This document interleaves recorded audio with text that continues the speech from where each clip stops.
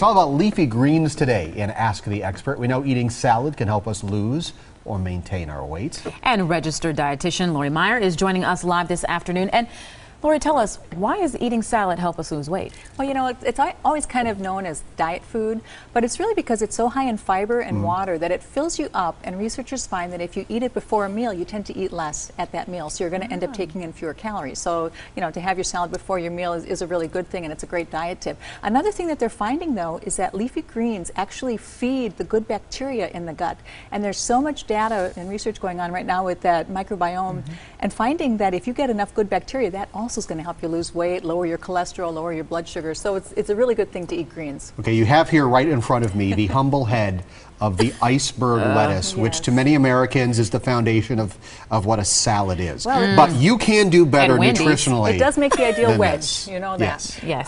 The problem with iceberg, there's really no problem with it. It's lettuce, it still has nutrients. It's water. It's a lot of water, 96% water.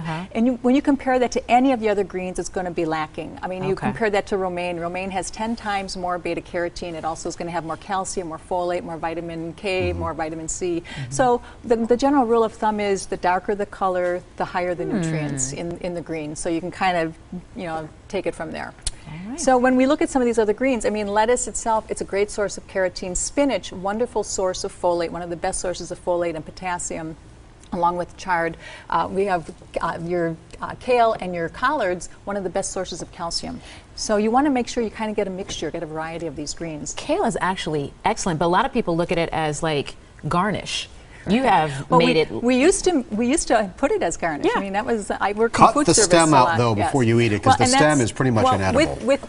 If you're going to do it for salads, especially kale or collards, you want to cut that stem out, and then normally you want to cut these in half and ribbon them. You want to cut them in small or bite-sized pieces. And then when we're looking at these for using them in salads, I mean, the tender greens like your lettuce, your chard, your spinach, even the arugula, they don't really need any special treatment. But things like the chard and the kale, they're tougher, and so you're going to want to do one of two things. Either massage them beforehand, so you mix your salad dressing and you want to get in there with your hands. I forgot my glove, I apologize. But you want to massage those, or mix it with the dressing, put it in the refrigerator and marinate. And these are Let's salads. Talk dressing for these are the last salads 30 that seconds can last a couple of days. Well, dressings, you know, you want to use dressing on your salad because in order to release and absorb the nutrients in the salad, the carotenes, the minerals, you need fat. You need at least 6 grams of fat, so at least a tablespoon of dressing, and you want to use some good fats. Here I made a vinaigrette with olive oil, and this is a takeoff on a buttermilk dressing. In place of the mayonnaise, I used avocado. And in place of the sour cream, Greek yogurt. And I'm going to try that. That's actually a really good idea. It's a great idea if you're really looking for boosting the nutrients in your salad. All right. Laurie, thanks for coming in. Got a question for any of our experts? Send an email to asktheexpert@tmj4.com. You may also leave a voicemail at the number right there on your screen. Coming